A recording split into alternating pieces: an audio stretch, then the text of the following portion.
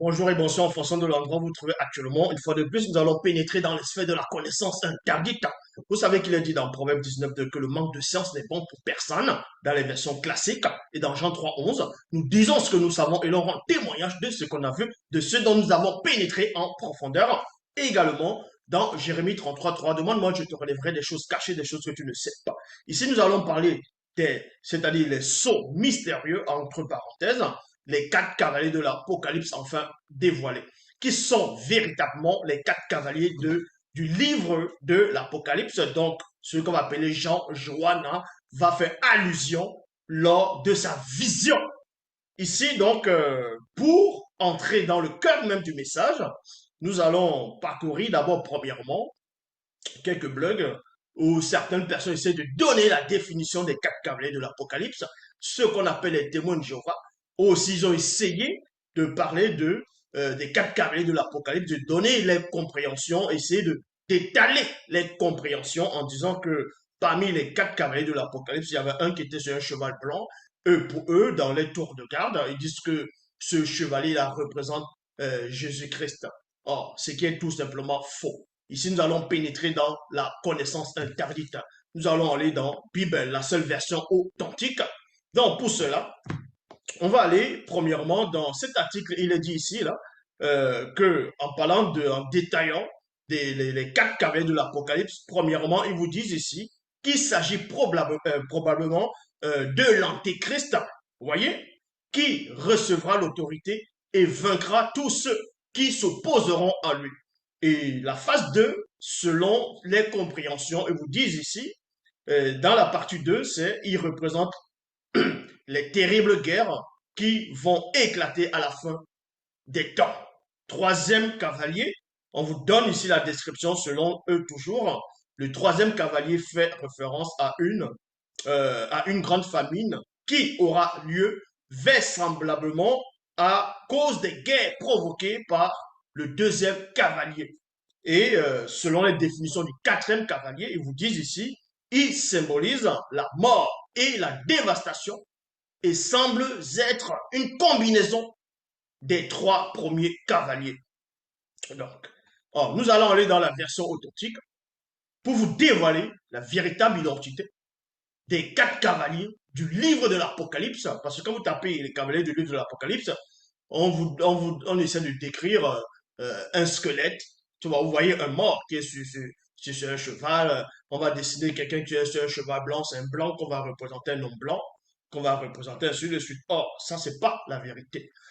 Pour cela, on va plonger dans le livre de l'Apocalypse, chapitre 6, verset 1 à 21. Donc, dans le verset 1, il est dit ceci. Je regardais, virgule. Donc, qui regardait ici? C'était Jean, celui qu'on va appeler Jean, comme je dis dans les Bibles classiques, mais son vrai nom, c'est Lakisabé. Lakisabé était hors de son corps, mais vous comprenez. Il avait un veilleur qui guidait, qui le guidait, qui le montrait, qui l'intronisait, et en même temps qui l'initiait pour pouvoir comprendre ce dont il est en train de pénétrer, ce qu'il est en train de voir. Des choses qui sont hors de sa portée, hors de sa compréhension. Il y avait des images. Et dans ces images-là, le Mundi aussi, il va lui révéler des choses. C'est en cela quand plus tard, il va réintégrer son corps visible, physique. Il va plus tard réécrire, exposer cela pour envoyer aux initiés et aux non-initiés graciés. Donc, Apocalypse chapitre 6, verset 1, il est dit ici, je regardais, virgule, quand l'image symbolique de l'agneau ouvrit l'un des sept sceaux. Donc, premièrement, il dit ici que quand il regardait, regardez, c'est quoi? Il voyait avec les yeux de son esprit. C'est ce qu'on appelle la vision. Donc, quand il a pénétré la vision, il a vu une image symbolique de l'agneau. Et cet agneau-là, par rapport à cette image qui va représenter symboliquement cet agneau, il va voir que l'image de cet agneau va ouvrir l'un des sept sceaux. Il y a virgule ici. Et j'entendis l'un des quatre Weyas. Weyas, ce sont les séraphins, qui disait comme une voix, comme d'une voix de tonnerre. Viens.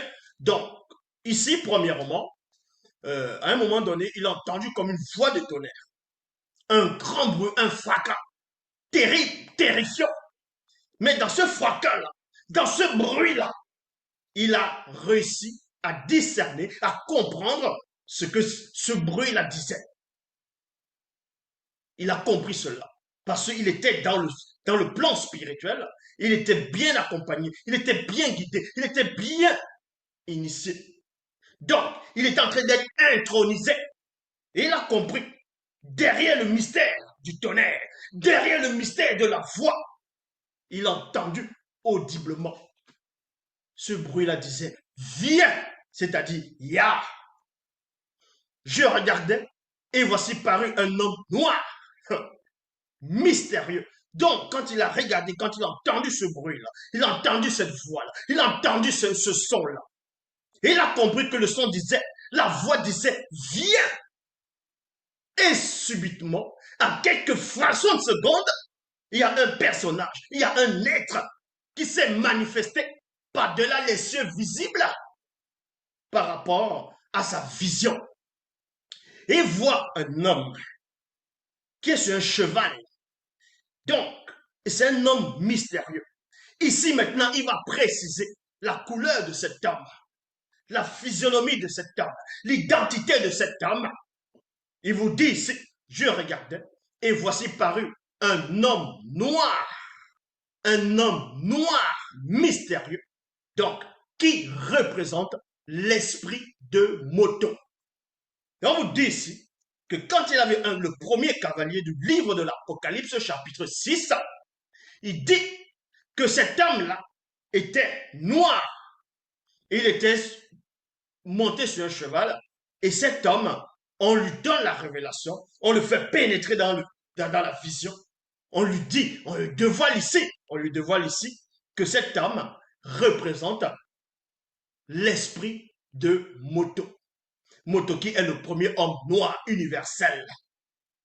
Donc on dit ici que le premier cavalier du livre de l'Apocalypse, c'était un noir qui chevauchait ce cheval, donc qui n'a rien à voir avec ce qu'on va essayer de dessiner, ce qu'on va représenter quand vous tapez sur Google. Vous tapez les cavaliers de l'Apocalypse, on va vous représenter un homme noir, on va vous représenter, non, plutôt un homme blanc, on va vous représenter quelqu'un qui parle, quelqu'un qui va représenter un squelette qui va représenter la mort, ainsi de suite, parce qu'il vient juste de troquer l'histoire du peuple originel. Donc, je regardais et voici paru un homme noir mystérieux qui représente l'esprit de Moto et qui était monté sur un cheval brillant. Un cheval brillant. Tandis que dans les Bibles classiques, on vous dit qu'il était monté sur un cheval blanc. Non, ici, c'était dans le sens du spirituel, dont le cheval brillait dans l'éclat absolu. Celui qui le montait avec un arc. Une couronne lui fut donnée, virgule, et il partit en vainqueur c'est-à-dire et pour vaincre le visible. Vous voyez, parce qu'il n'était pas dans le visible. Il était par-delà les cieux visibles. Donc, il devait intégrer la dimension visible. Ça veut dire que quand ce cavalier qui représente l'esprit de Moto montait sur un cheval brillant va se manifester dans le visible, on ne va pas le voir, c'est-à-dire visuellement. Il va pénétrer dans le visible du non-visible. Donc ça veut dire que ce cavalier va venir dans le passé de ceux où le jugement sera exercé. Et en même temps qu'il sera le présent pour ces mêmes personnes-là. Donc ici, celui qui le montait avait un arc, point virgule, une couronne lui fut donnée et il partit en vainqueur pour vaincre le visible. Quand il ouvrit le second sceau, virgule, maintenant le sceau c'est quoi? Certaines personnes pourront se poser la question de savoir que mais c'est quel genre de sceau? Est-ce que c'est le sceau où on puise de l'eau? Est-ce que c'est le sceau? Ce sceau-là c'est quoi? Donc il y a il y avait plusieurs sortes de sceaux.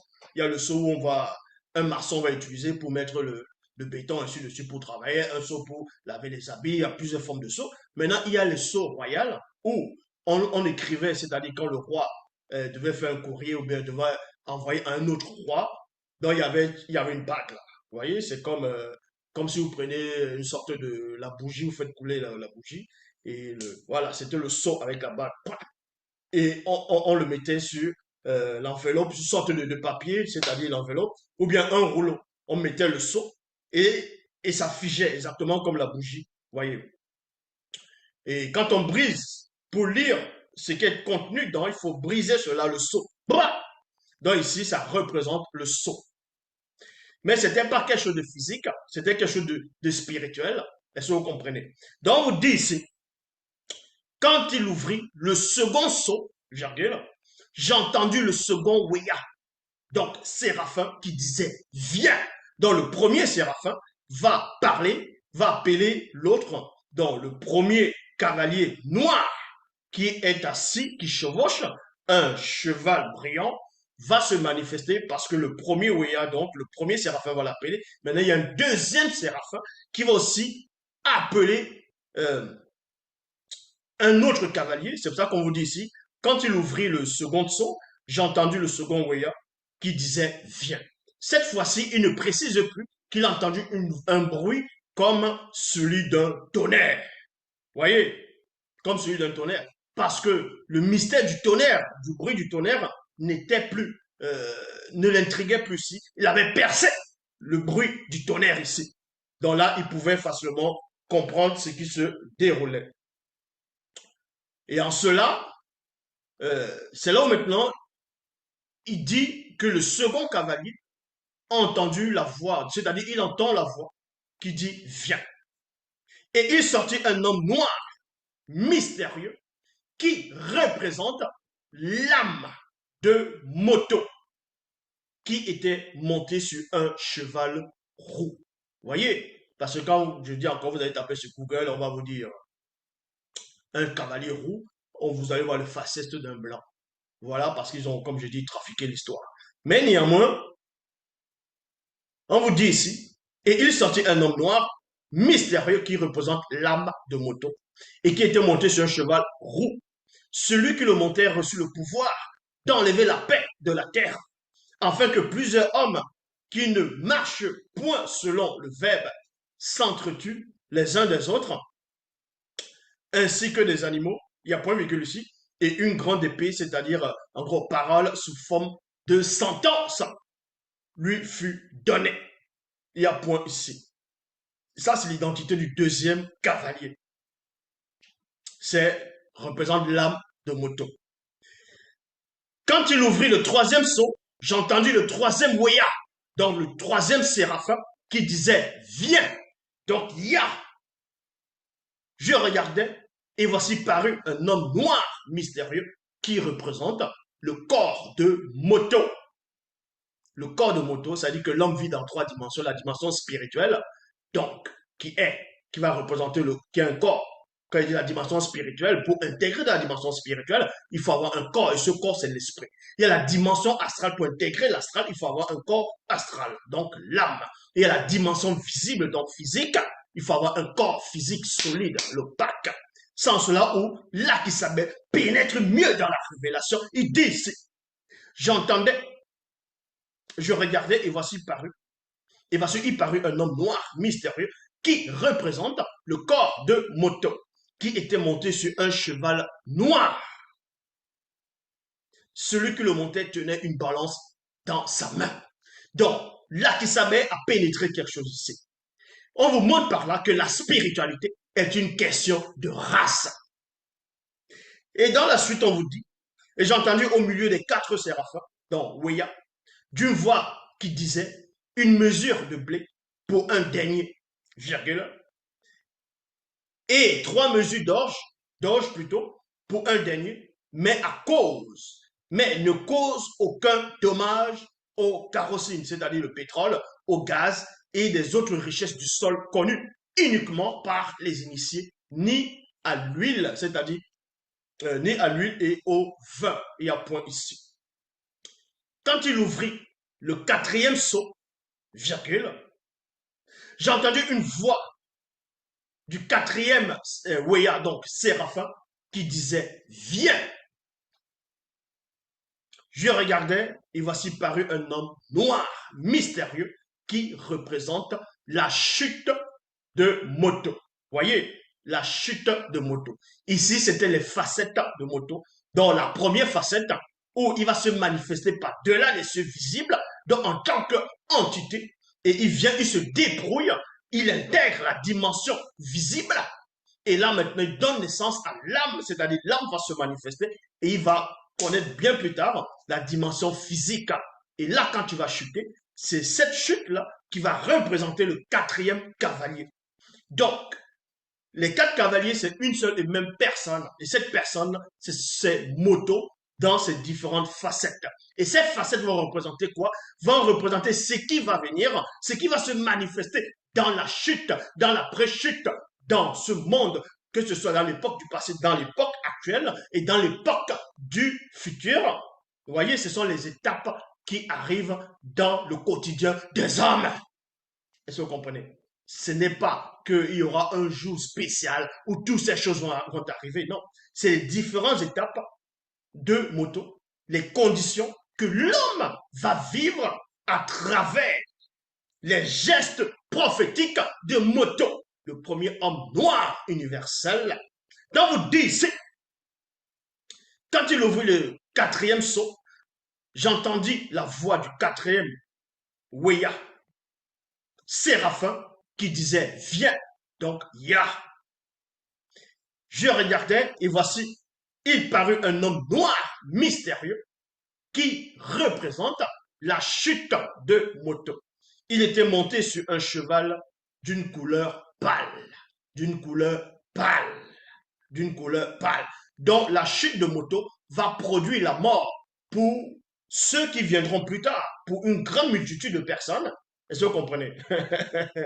Donc, comme je dis, Moto, les quatre cavaliers, c'est une seule et même personne, c'est l'homme noir. C'est l'existence de l'homme noir, c'est l'existence de l'humanité, ce que les manifestations de de ce qui arrive dans le quotidien.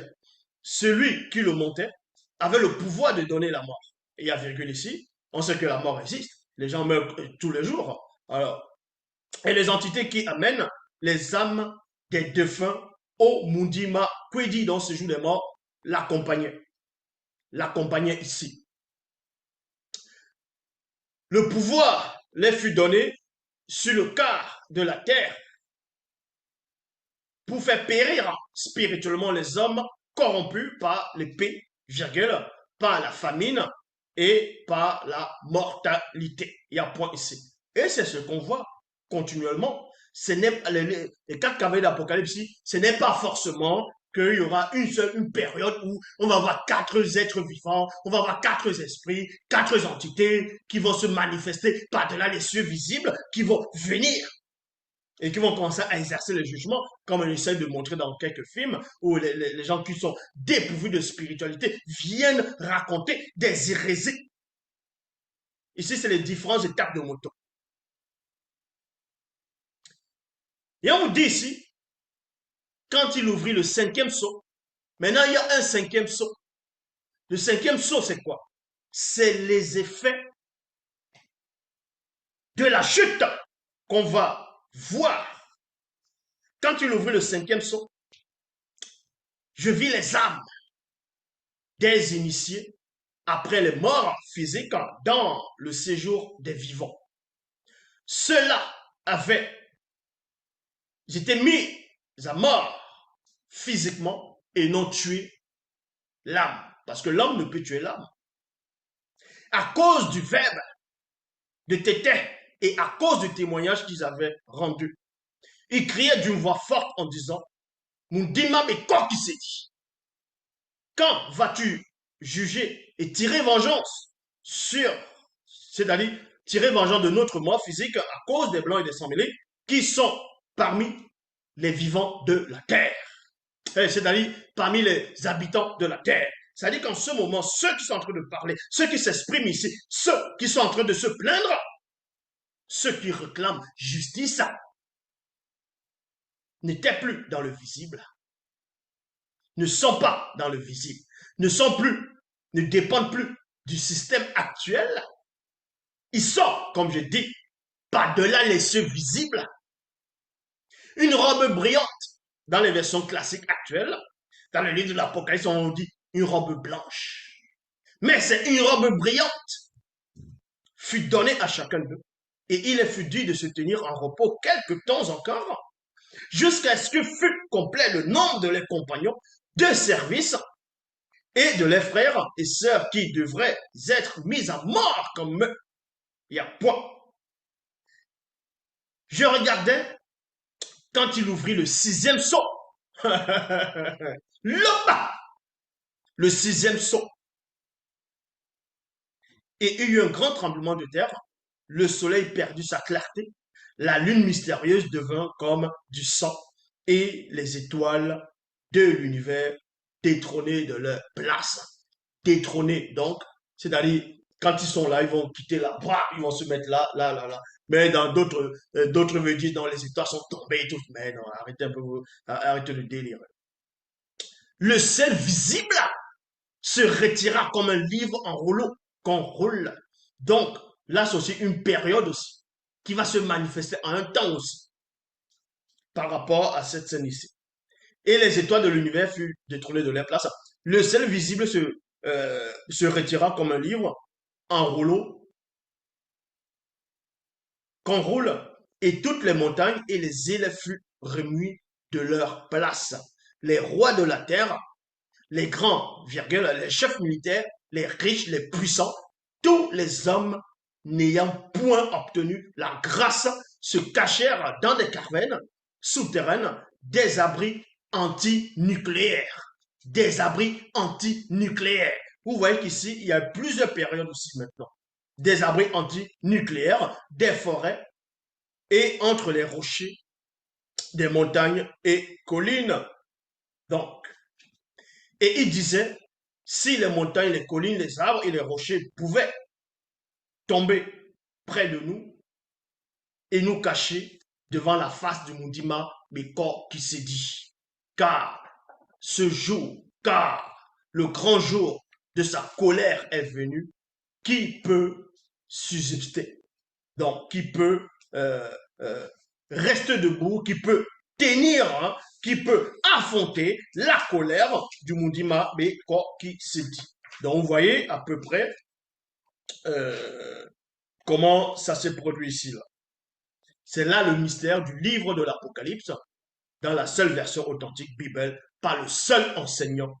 Est-ce que vous comprenez? Il n'y en a pas deux. Le seul enseignant est là. L'Oba se glorifie toujours.